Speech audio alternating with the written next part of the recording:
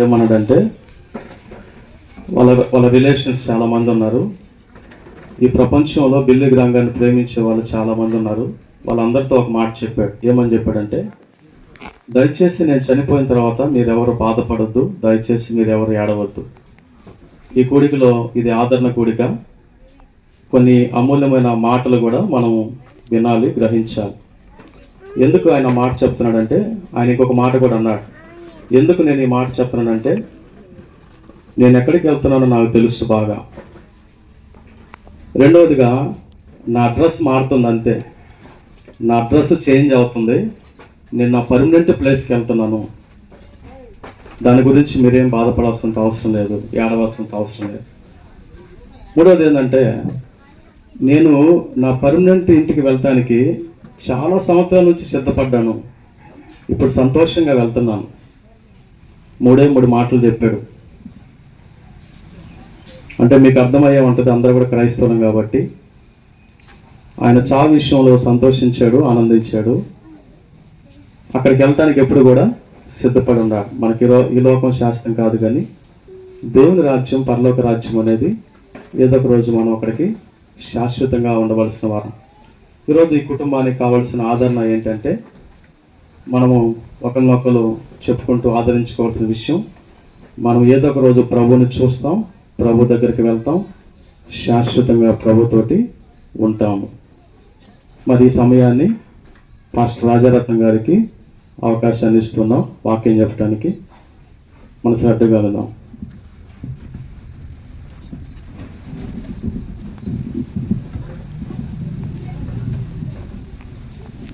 దేవుని నమ్మకి స్తోత్రం. మీ అందరికీ ప్రభుపేట వందనాలు తెలియజేస్తున్నాం. మరి ఈరోజు బస్సు శాంసను మా అన్నగారు వారు మృతి పొందారు. అదే మనం ఇక్కడ కొటేషన్లో కూడా రాయబడి ఉంది, నీతిమంతుని జ్ఞాపకం చేసుకున్నట ఆశీర్వాదకరము అని రాయబడి ఉంది. కాబట్టి ఆయన్ని మనం జ్ఞాపకం చేసుకుని ఆ కుటుంబానికి ఆదరణ చేకూర్చాలని ఇక్కడ ప్రభుని ప్రార్థిద్దాం. వచ్చిన ప్రార్థన చేసుకుందాం. మహాపరిశుద్ధుడైన తండ్రి, నాయన జీవాధిపతిగా మీ నామానికి వందనాలు స్తోత్రాలు చెల్లించుకుంటున్నాం. ప్రియ ప్రభు, మేము ఎన్నిక లేని వాళ్ళం తండ్రి, అయ్యా తండ్రి, ఏ యోగ్యం లేని వాళ్ళం తండ్రి. మీ పరిశుద్ధ లేఖనాలను ప్రభు ధ్యానించడం కూడా యోగ్యత లేని వాళ్ళం నాయన. దయచేసి మీ కృపలో జ్ఞాపకం చేసుకోండి. నా జ్ఞానం చాలదు, మీ పరలోక జ్ఞానంతో నింపండి, మీ శక్తి నింపండి, మీ ఆత్మతో పరిశుద్ధాత్మతో నింపి స్థిరపరిచి మీ మాటలు నా నోట ఉంచి మీ బిడ్డలతో మీరు మాట్లాడి మీరే ఘనత మహిమ పొందమని యేసుక్రీస్తు వారి జీవము శక్తి కలిగిన నామములో ప్రార్థించి స్తుతించి అడిగి పొందుకునే నామ మా ప్రియ పరలోక తండ్రి, ఆమేన్.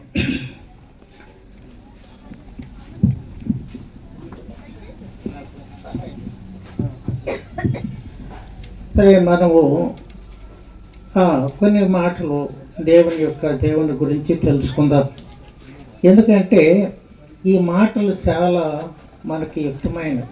ఎందుకంటే మన ఉన్న లోకము అశాశ్వతమైనది. అశాశ్వతమైన లోకంలో మనం ఉంటూ మనకు దేవుడిచ్చిన మహాకృప ఏంటంటే, శాశ్వతమైనటువంటి నిత్యత్వం లేక మనము అడుగు పెట్టడానికి మహాధన్యకరమైనది లేఖనం. ఈ లేఖనాన్ని నమ్మి ఈ లేఖనం కొరకు తమ ప్రాణాలు పెట్టిన చాలామంది కూడా ఇప్పుడు దేవుని సన్నిధిలో ఉన్నారు. కాబట్టి ఇది యథార్థమైనటువంటి వాక్యం. కాబట్టి ఈ యథార్థమైనటువంటి దేవుణ్ణి తెలుసుకోవడం, ఆ తెలుసుకునే దానికి ఈ యొక్క అవకాశం, మా అన్నయ్య గారు చనిపోయినటువంటి ఈ మరణ దినాన్ని పురస్కరించుకొని మనము దేవునిలో కొన్ని మాటలను మనము నేర్చుకుందాం. దేవుని నామానికి స్తోత్రం. హల్లెలూయా. కీర్తనలో 89:48 ఒక మాట ఉంటుంది, మరణము రుచి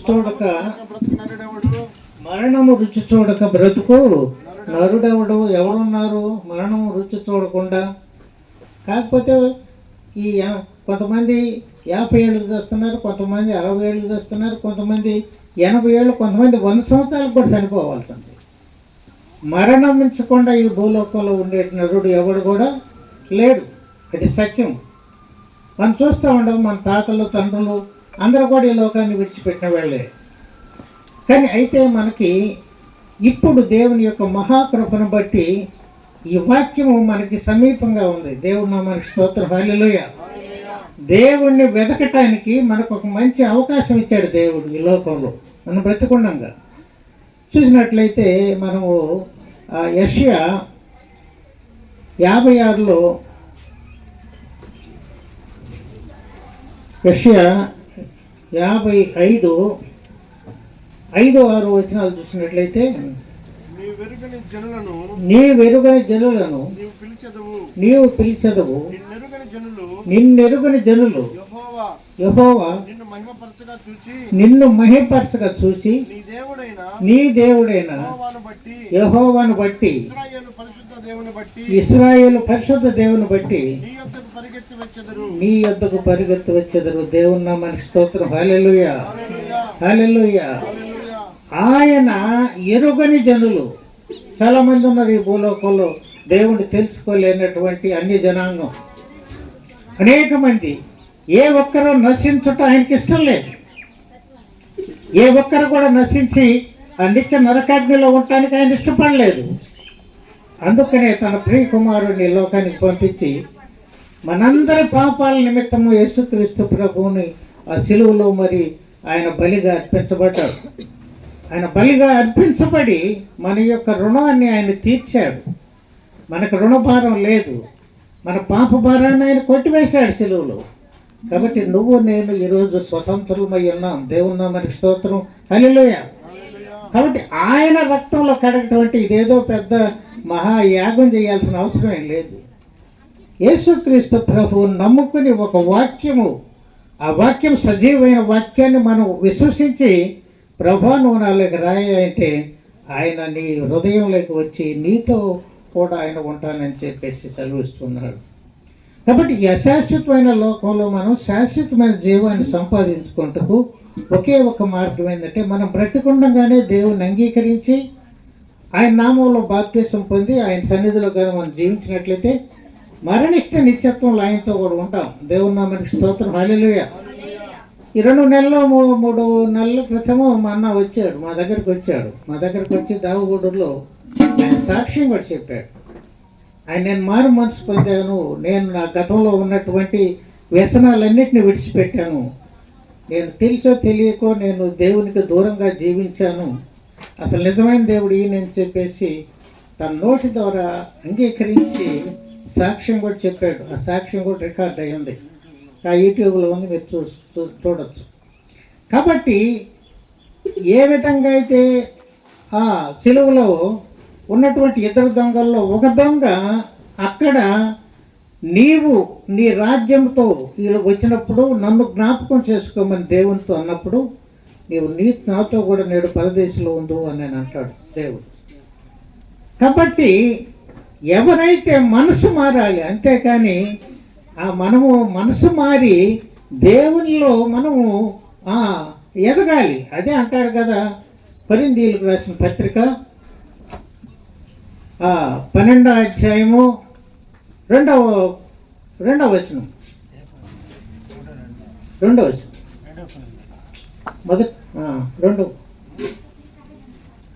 మొదటి కొరింథీ 12వ అధ్యాయం. మీరు అన్ని జనులై ఉన్నప్పుడు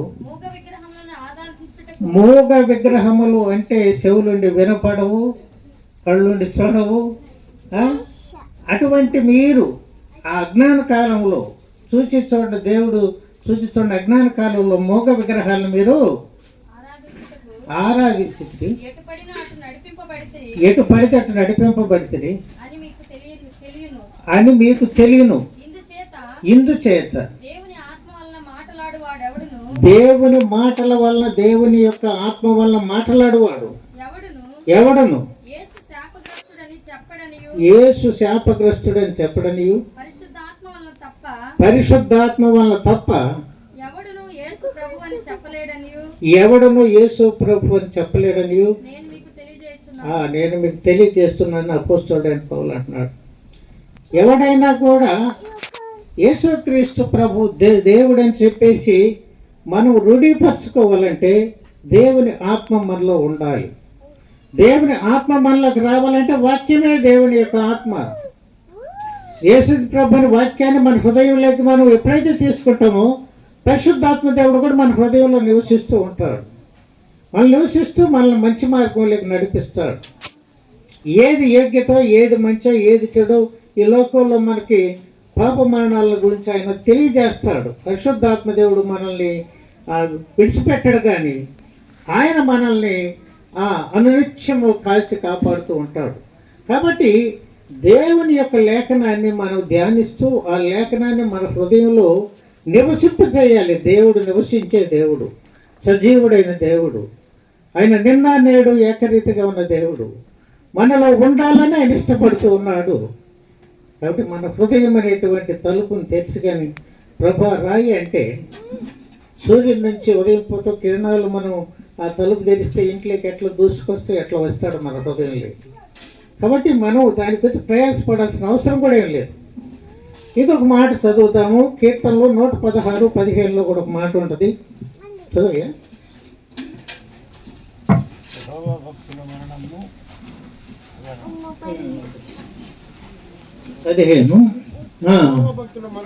యెహోవా భక్తుల మరణము ఆయన దృష్టికి విలువ గలది. దేవుని నామానికి స్తోత్రం. హల్లెలూయా. యెహోవా భక్తుల మరణము ఆయన దృష్టికి విలువ గలది. కొన్ని సందర్భాల్లో దేవుడు ఈ లోకంలో కొంతకాలం జీవించిన తర్వాత ఆయన పిలుపు మేరకు మనం పోయినట్లయితే మనం ఆశీర్వాదకరంగా ఉంటాం. ఆయన పిలుపు మేరకు మనం పోయినట్లయితే, ఆయన పిలుపు కొరకు మనం వెయిట్ చేసి ఆయన పిలుపు వచ్చినప్పుడు మనం వెళ్ళినట్లయితే మనకి అది ఆశీర్వాదకరం. కొంతమందిని ప్రభు ఏంటంటే ఈ లోకంలో మన యొక్క పరిచర్య ఈ యొక్క ఈ లోకయాత్రను ముగించుకుని ఇక రండి అని మనం చెప్పినప్పుడు మనం తప్పనిసరిగా వెళ్ళాల్సినటువంటి అవసరం ఉంది. ఒకవేళ మనం చనిపోయినంత మాత్రాన, మరణించినంత మాత్రాన అతను ఏదో శాపగ్రస్తుడు, అతను ఏదో అంతానికి వీల్లేదు. అది దేవునికి ఇష్టమైంది ఆ మరణం. ఆయన పిలుచుకున్నాడు, నువ్వు రా ఇక నా లోకంలోకి రమ్మంటే వెళ్ళాల్సిందే, తప్పదు. ఏ ఒక్కళ్ళం కూడా ఆ మరణం రుచి చూడక బ్రతుకు నరుడవడము లేడు. అయితే దేవుణ్ణి ఎరిగి ఉండాలి, అది మనం కోరుకోవాల్సింది లోకంలో. కాబట్టి కీర్తనలు 93 కూడా ఒక మాట ఉంటుంది. కీర్తనలు 93లో నీవు మనుషుల్ని మంటికి మార్చుచున్నావు, మరులారా తిరిగి రండని నీవు సెలవిచ్చుచున్నావు. దేవుని నామమునకు స్తోత్రం. హల్లెలూయా.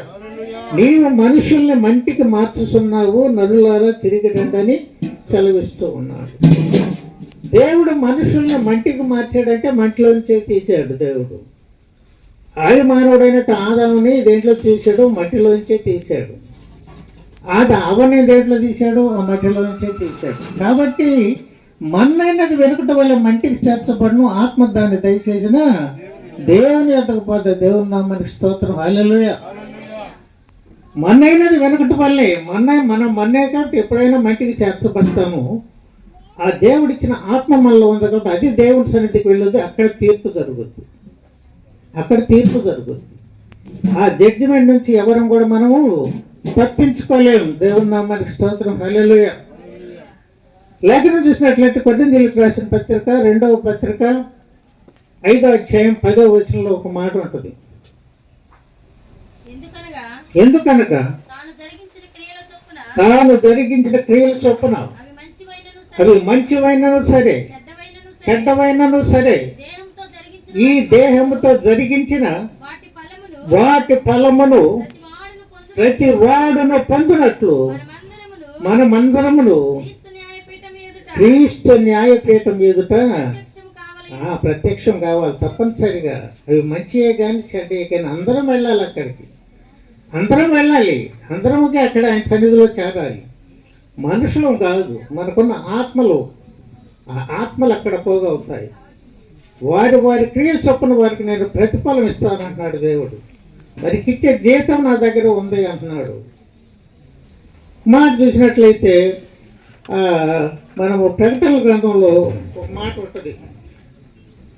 దేవుని నామానికి స్తోత్రం. హల్లెలూయా. ప్రకటన గ్రంథము 20వ అధ్యాయము 22వ అధ్యాయము 10వ వచనం చదవండి. అతడు నాతో ఇలాగ చెప్పెను, ఈ గ్రంథమందున్న ప్రవచన వాక్యములకు ముద్ర వేయవలదు. కాలము సమీపమై ఉన్నది, అన్యాయం చేయవాడు ఇంకనూ అన్యాయమే చేయనిమ్ము, అపవిత్రుడైన వాడు ఇంకనూ అపవిత్రుడుగానే ఉండనిమ్ము, నీతిమంతుడు ఇంకనూ నీతిమంతుడుగానే ఉండనిమ్ము, పరిశుద్ధుడు ఇంకనూ పరిశుద్ధుడుగానే ఉండనిమ్ము.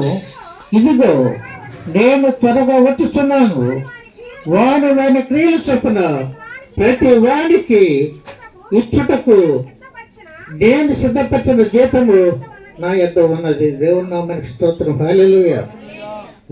వారి క్రియల చొప్పున, వాడు మంచివాడైతే మంచిగానే ఉన్నాయండి, వాడు దుర్మార్గుడైతే దుర్మార్గులో జీవించని, వాడు నీతిమంతుడైతే నీతిమంతుడుగా జీవించనియండి, వాడు ఒక అబద్ధకుడైతే అబద్ధకుడుగానే ఉన్నాయండి.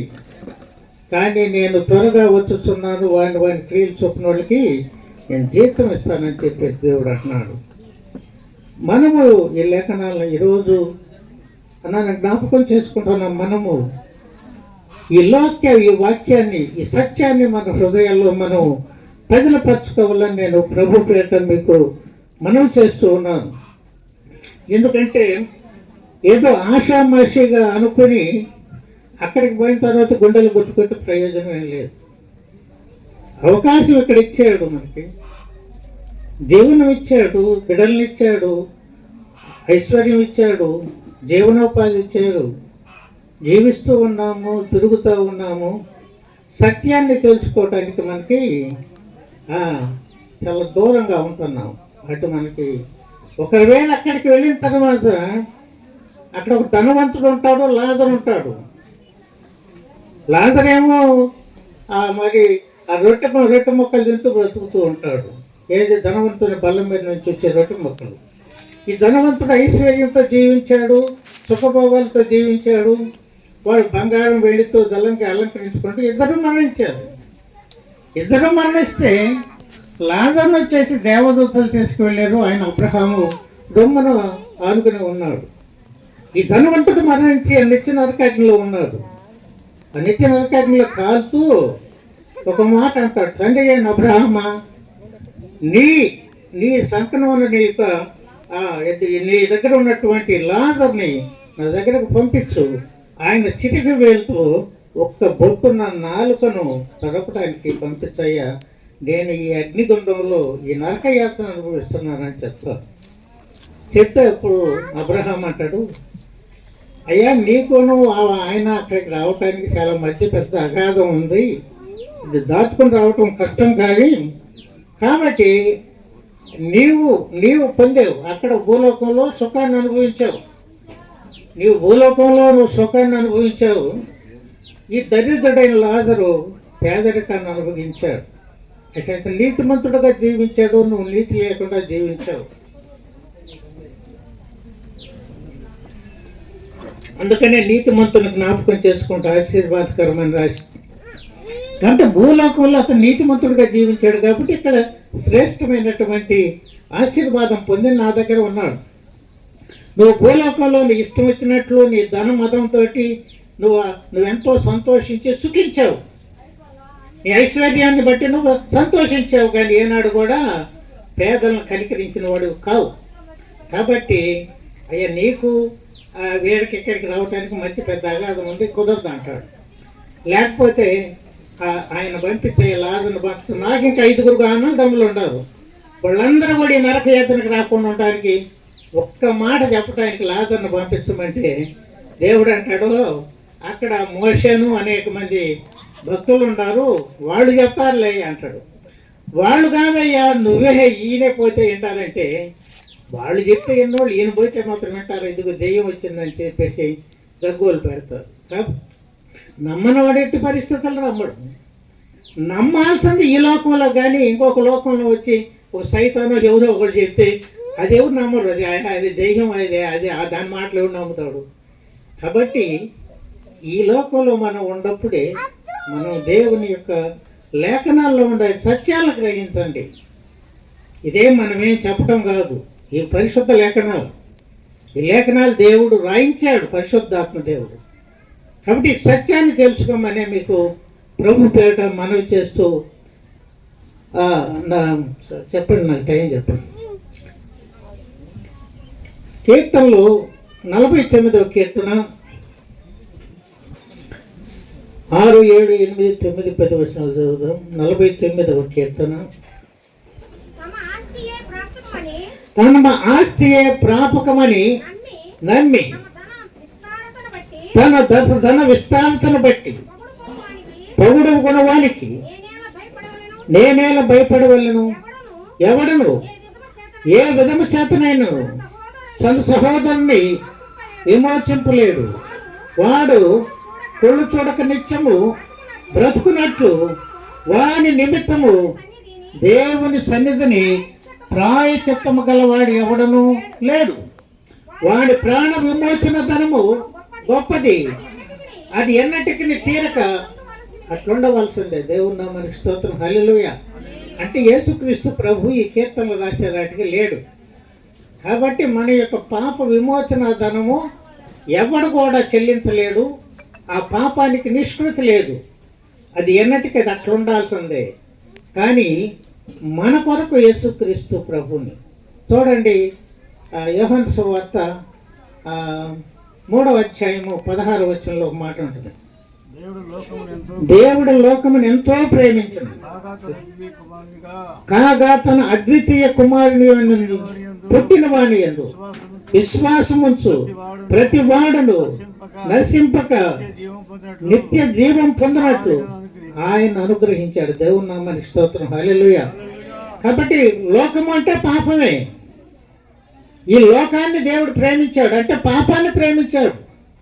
నేను పాపులను పిలువచ్చాను కానీ నీతిమంతులు పిలువ రాలేదంటాడు యేసుక్రీస్తు ప్రభు మత్తయి సువార్తలో. కాబట్టి పాపుల కోసమే వచ్చానంటున్నాడు. నేను పాపుల్ని పిలవని వచ్చాను కానీ నీతిమంతుల్ని పిలవ రావటం లేదంటున్నాడు. కాబట్టి ఈ పాపాన్ని ప్రేమించాడు, అంతగా తన కుమారుడిని కూడా మన కొరకు అర్పించడానికి ఆయన వెనుకడుగు వేయలేదు. తన కుమారుడిని కూడా అర్పించి మన పాపముల నుంచి మనల్ని విమోచకునిగా చేశాడు.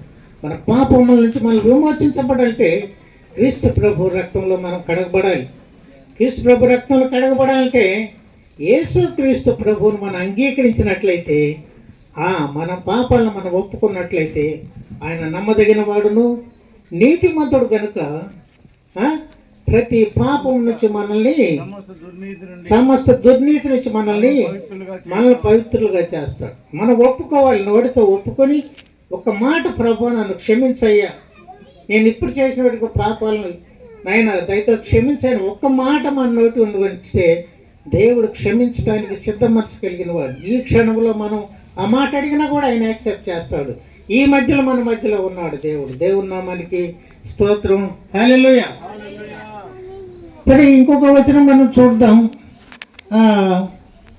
కొరింథీయులకు రాసిన పత్రిక, కొరింథీయులకు రాసిన 2వ పత్రిక 5వ అధ్యాయము 1, 2, 3 వచనాలు చదివినట్లయితే, భూమి మీద మన గుడారమైనటువంటి ఈ నివాసము శిథిలమైన పోయినను చేత పని కాక దేవుని చేత కట్టబడినది యోగ్యమైనదైన నివాసము పరలోకమందు మనకు ఉన్నదని ఎరుగుదము. దేవుని నామానికి స్తోత్రం, హల్లెలూయా. ఈ లోకములో నుంచి మనం వెళ్ళిపోయిన తర్వాత మనకి పరలోకం ఒకటి ఉంది.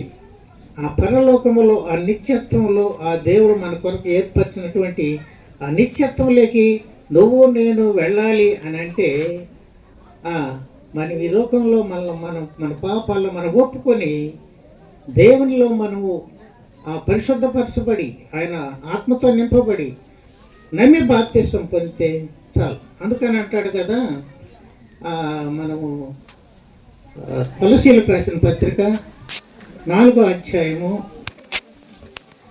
3-4 వచనాలు చదవనమ్మా. కొలసీలు రాసిన పత్రిక 4వ అధ్యాయము. ప్రార్థనయందు నిలకడగా ఉండి, కృతజ్ఞత గలవారై దానియందు మెలకువగా ఉండుడి.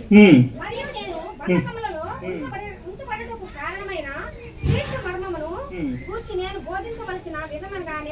3వ అధ్యాయం చదివితే కొలసీ 3.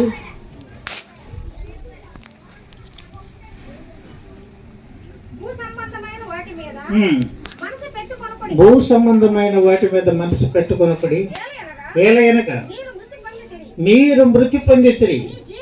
మీ జీవము క్రీస్తుతో కూడా దేవుని యందు దాచబడి ఉన్నది. మనకు జీవమై ఉన్న క్రీస్తు ప్రత్యక్షమైనప్పుడు మీరును ఆయనతో కూడా మహిమయందు ప్రత్యక్షపరచబడుతుంది. మన జీవం ఎక్కడుందంట? క్రీస్తులో దాచబడి ఉన్నదంట. క్రీస్తు దగ్గర దాచబడి ఉన్నది.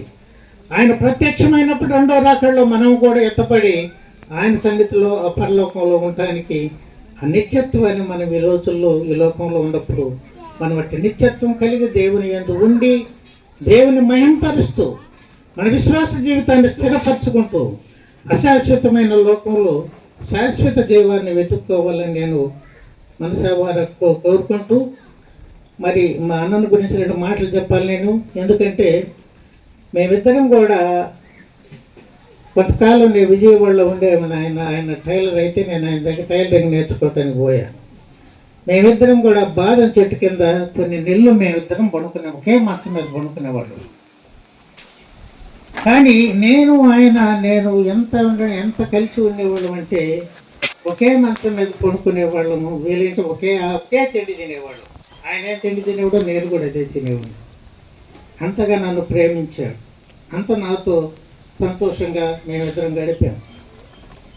కొన్ని విషయాలు చెప్పాలంటే అప్పుడు ఆయనకి పెళ్ళయింది. పెళ్ళైనప్పుడు వాళ్ళు కొంతమంది వచ్చి అన్నారు, అయ్యా నిన్నటిదాకా ఆడవాళ్ళు నిన్నటిదాకా మీరిద్దరూ ఒకే మంచం మీద పడుకుంటారు కదా, వీళ్ళు నువ్వెక్కడ పడుకుంటావు ఆయన ఎక్కడ పడుకుంటావు అని అడిగారు నన్ను. నాకు ఆ రాత్రి తన నిద్ర పట్ల తెలుసుకుంది. కానీ దేవుని కృపలో ఆయన ఈ లోకంలో జీవించి కుమారుల్ని మరి కోడళ్ళు మన సంతతిని వదిన గారిని ఇంకా మా రక్త సంబంధికులు మా బంధుమిత్రులను అందరినీ కూడా మరి చేరి వచ్చిన వారందరూ కూడా నేను మరి ఆదరణ ఆయన యొక్క కుటుంబానికి బిడ్డలకును అందరికీ ఆదరణ కలుగ చేయాలని, ఆదరణ కలుగు చేయవాడు ఆయనే, ఇంకా వేరెవరూ లేరు. ఒకని తల్లి వాడిని ఆదరించినట్లు నేను మిమ్మల్ని ఆదరిస్తానంటున్నాడు. కాబట్టి ఆ దేవుని నిత్యత్వంలో దేవుని ఆ కుటుంబం అందరూ కూడా ఎరిగి అందరూ కూడా మీరందరూ వాక్యం వింటున్న మీరందరూ కూడా ప్రభు సన్నిధిలో మనం దేవుల్లో జీవిస్తూ ఆ నిత్యత్వంలోకి వెళ్ళటానికి అటు మనస్సు అటు ఆశీర్వాదం అటు దేవుళ్ళు కలిగి ఉండాలని కోరుకుంటూ వాక్యం విన్న మీ అందరికీ కూడా నా హృదయపూర్వక వందనాలు తెలియజేస్తూ, అవకాశం ఇచ్చిన అధ్యక్షుడు కూడా నా హృదయపూర్వక వందనాలు తెలియజేస్తూ నా మాటలో నేను ముగిస్తున్నాను. దేవుని నామమునకు స్తోత్రం. హల్లెలూయా. చక్కని దేవుని వాక్యాన్ని మరి మన వెలుగులో తీసుకొచ్చిన పరిశుద్ధ ఆత్మ దేవునికి, అదేవిధంగా ఫస్ట్ రాజరత్నం గారికి కూడా హృదయపూర్వక వందనాలు తెలియపరుస్తూ ఉన్నాం. స్థానికంగా సంఘంలో మరి సహోదరి కోటేశ్వరమ్మ గారు వచ్చి ఒక పాట పాడి దేవునామాన్ని మహింపరుతారు.